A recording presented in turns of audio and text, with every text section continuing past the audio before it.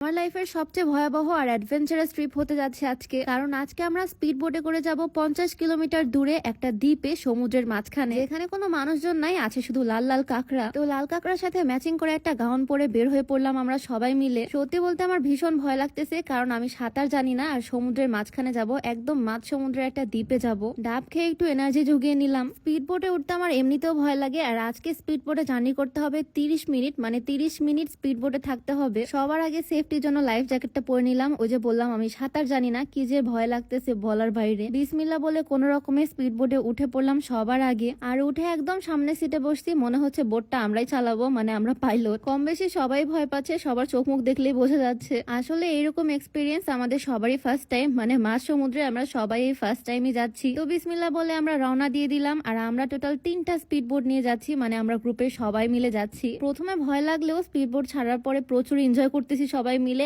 একটা বোট আরেকটা বোটকে ক্রস করতেছে, এইভাবে আমরা আগাচ্ছি। আমার জানা মতে এখানে আমরা ম্যাক্সিমামই সাঁতার জানি না, তারপরেও এত পরিমাণে এনজয় করতেছি বলার বাইরে। আমি তো সামনের এই জানালা দিয়ে দেখতেছি, ছোট্ট জানালা দিয়ে সামনে কত দূর গেলে আমরা দ্বীপটা পাবো। প্রায় 30 মিনিটের মতো আমরা এরকম উড়তে উড়তে উড়তে উড়তে চলে আসলাম সেই দ্বীপের কাছে। একসাথে আমরা 3টা বোটে এসে একই জায়গায় পৌঁছালাম। বোট থেকে নামতে হবে একদম ডিরেক্ট পানিতে। ফার্স্টে আমি আমার এই সুন্দর গাউনটা ভিজাতে চাচ্ছিলাম না, তাই সে আমাকে কাঁধে করে নিয়ে যাচ্ছে। এই জায়গাতে আসার পর দেখি আমরা ছাড়া আর কেউ নাই, মানে পুরা এই দ্বীপটা একদম ধুধু মরুভূমির মতো ফাঁকা। কিন্তু এখানে আমরা আসতে হচ্ছে লাল লাল কাঁকড়াদের দেখতে, সেই কাঁকড়াদেরই সন্ধান করতেছি এখন আমরা সবাই মিলে। দ্বীপে তো চলে আসলাম, আরো অনেক বিনোদন বাকি, কি কি করলাম সবকিছু এই ভিডিওতে থাকলো। যাই হোক, এদিকে আমরা সবাই কাঁকড়া খোঁজার মিশনে চলে আসছি। কাঁকড়া না পেলেও আমি পেয়ে গেছি একটা ছোট্ট মাছ। আমি আবার পশু পাখি মাছ এগুলোকে অনেক বেশি ভালোবাসি। এই মাছটা এখনো তাজা আছে, তাই আমি মাছটাকে ছেড়ে দিলাম পানির মধ্যে। এইদিকে তো কাঁকড়া খুঁজতে গিয়ে আমি আর ভাবি দিছি এক দৌড়, মানে এখানে এসে মনে হচ্ছে আমরা সবাই মিলে একদম ছোট মানুষ হয়ে গেছি। এদিকে ভাইয়া আমাদেরকে শিখাচ্ছে কিভাবে ডান্স করতে হয়। দৌড়াতে দৌড়াতে মনে হচ্ছে আমি একদম ছোটবেলায় ফিরে গেছি। তো অবশেষে দৌড়াতে দৌড়াতে দৌড়াতে দৌড়াতে চলে আসলাম সেই কাঁকড়ার কাছে। কাছ থেকে খেয়াল করলে বুঝবা এখানে কতগুলো কাঁকড়া আছে। সবগুলো কাঁকড়া তো আর ধরা সম্ভব না,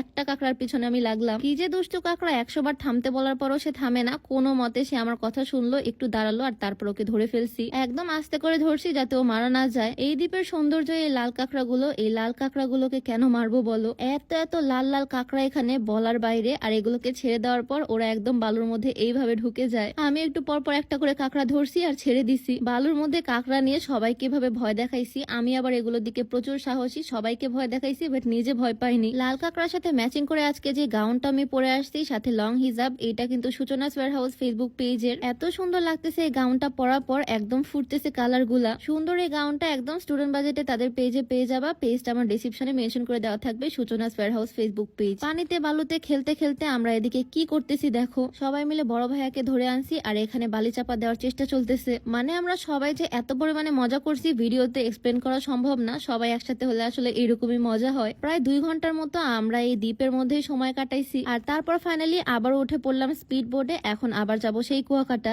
আবারও আমার একটু একটু করে ভয় লাগা শুরু হয়ে গেছে, তাই আমি লাইফ জ্যাকেট পরে নিয়েছি। সবগুলো বোট একসাথে রওনা দিয়ে দিল। জীবনে প্রথমবার আমি স্পিড বোটে করে এত দূরে আসছি, আর স্পিড বোটে করে আবার ব্যাক করতেছি। যাওয়ার সময় তো সমুদ্রটা শান্ত ছিল, বাট এখন একদম উত্তাল সমুদ্র, ঢেউয়ের মধ্যে লাফাচ্ছে মনে হচ্ছে। নৌকা একবার এদিক যায় একবার ওই দিক যায়। কোনো মতে আল্লাহর রহমতে আমরা চলে আসলাম একদম বিচে। এতক্ষণ তো একদম জান হাতে নিয়েছিলাম। ফাইনালি আলহামদুলিল্লাহ আমরা সবাই মিলে ঠিকঠাক ভাবে ব্যাক করতে পারছি, আর আজকে সবাই মিলে প্রচুর এনজয় করছি। ভিডিওটা কেমন লাগছে তোমাদের কাছে অবশ্যই কমেন্টে জানিও। দেখা যাবে নতুন কোনো ভিডিওতে। সবাইকে আল্লাহ হাফেজ।